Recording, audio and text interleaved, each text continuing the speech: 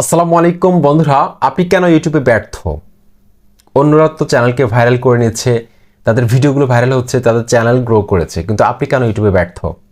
দিনের পর দিন কাজ করে যাচ্ছেন, অনেক ভিডিও আপলোড করেছেন, একদম হয়রান হয়ে গেছেন, কিন্তু কোনোভাবে ইউটিউব প্ল্যাটফর্মে আপনি সাফল্য পাচ্ছেন না। তো আপনি কেন ব্যর্থ? আজকের এই ভিডিওতে আমি আপনাদের সাথে এমন কিছু সিক্রেট টিপস শেয়ার করব যেগুলোর মাধ্যমে আপনি আপনার চ্যানেলটাকে গ্রো করাতে পারবেন, আপনার প্রত্যেকটা ভিডিওর মধ্যে আপনি ভিউজ নিয়ে আসতে পারবেন যদি আপনি সঠিকভাবে কাজ করতে পারেন। আমি যে কথাগুলো বলবো প্রত্যেকটা কথা অনেক মূল্যবান, একটি মুহূর্তে স্কিপ করবেন না। মিস করলে আপনি অনেক কিছু লস করবেন, আপনার চ্যানেলটা কত গ্রো নাও করতে পারে। একটা পয়েন্ট যদি আপনি মিস করেন, অত্যন্ত গুরুত্বপূর্ণ। This is your host Tanim Khan, welcome back to YouTube tips and tricks BD. বন্ধুরা, যারা নতুনভাবে দেখছেন চ্যানেলটি সাবস্ক্রাইব করে পাশে থাকবেন, আর যারা সাবস্ক্রাইব করেছেন থ্যাংক ইউ সো মাচ। বন্ধুরা, আমি প্রথম যে পয়েন্টটা আলোচনা করব, আপনি ইউটিউবে ব্যর্থ হওয়ার পেছনে প্রথম কারণটা হচ্ছে যে আপনার প্ল্যানিং ঠিক নেই। বন্ধুরা, এক সঠিক পরিকল্পনা কাজের অর্ধেক সম্পূর্ণ হওয়ার সমান। আপনি যদি সঠিকভাবে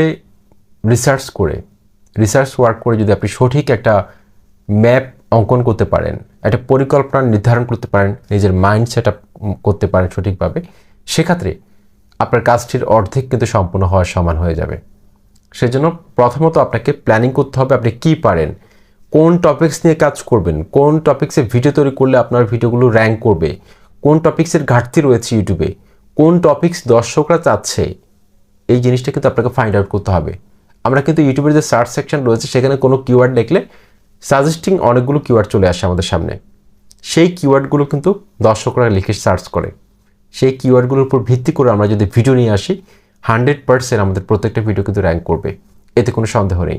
সেই জন্য আপনাকে প্রথমত প্ল্যানিং ঠিক করতে হবে, পরিকল্পনা মোতাবেক কাজ করতে হবে, নিশ সিলেকশন করতে হবে। প্রথমত আপনি কী নিয়ে কাজ করবেন, তাহলে কিন্তু আপনি সফল হবেন, ইউটিউবে প্রত্যেকটা ভিডিও র্যাঙ্ক করবে। 2 নম্বর, বন্ধুরা, আপনাদের মধ্যে অনেকের রয়েছে অতিরিক্ত অস্থিরতা কাজ করে। কয়েকটা ভিডিও আপলোড করার পর আপনারা কিন্তু ভিডিও আপলোড করতে চান না। আপনাদের মনের মধ্যে এক ধরনের অনীহা চলে আসে যখন দেখেন যে ভিউজ নেই, সাবস্ক্রাইবার নেই, ওয়াচ টাইম জেনারেট হচ্ছে না। কবে ইনকাম করব ইউটিউব থেকে?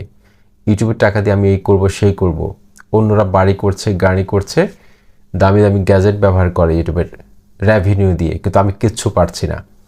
এই ধরনের একটা অস্থিরতা কিন্তু নতুনদের মাঝে কিন্তু কাজ করে, যেটা আমিও কিন্তু একটা সময় ব্যতিক্রম ছিলাম না, কিন্তু একটা সময় কিন্তু এটা ওভারকাম করা সক্ষম হয় যে কোনো ইউটিউবার। ওকে, তো এই অস্থিরতা আপনাকে কমাতে হবে। অস্থিরতা যখন আপনি কমাবেন তখন কিন্তু আপনার কন্টেন্ট ক্রিয়েশনের দিকে আপনার মনোযোগ বাড়বে, আপনি কিন্তু সুন্দর সুন্দর কন্টেন্ট উপহার দিতে পারবেন দর্শকদেরকে।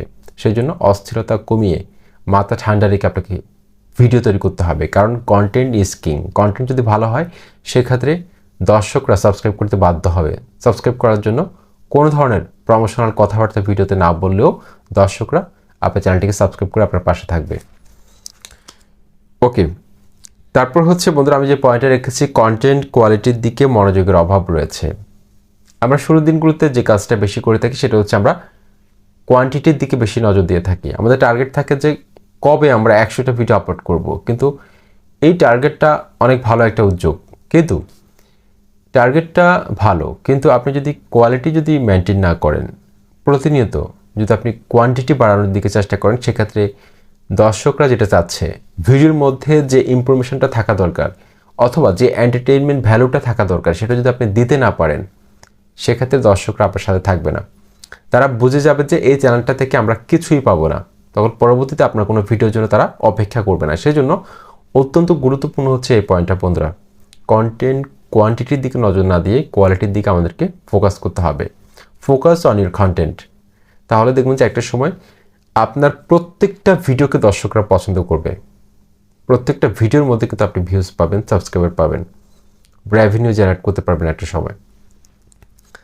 ওকে, তারপর পরবর্তীতে আমি সর্বশেষ যে পয়েন্টটা রেখেছি, কন্টেন্টের মধ্যে যদি নতুনত্ব না থাকে, বন্ধুরা, ইউনিকত্ব যদি না থাকে, ইউনিকনেস যদি না থাকে, সেক্ষেত্রে আপনি কখনো ইউটিউব প্ল্যাটফর্মে সফল হতে পারবেন না। কারণ দেখুন কীভাবে ভিউজ বাড়াতে হয়, এই টপিকে কিন্তু অনেক ভিডিও রয়েছে, দর্শকদের কিন্তু এখন এটা মুখস্থ হয়ে গেছে আসলে কে কি বলবে, এরকম একটা অবস্থা হয়ে গেছে। এখন এই টপিকসগুলোর মধ্যে যদি আপনি ভিন্ন কিছু দেখাতে পারেন, তাহলে দেখবেন যে আপনার অডিয়েন্স রিটেনশন বাড়বে।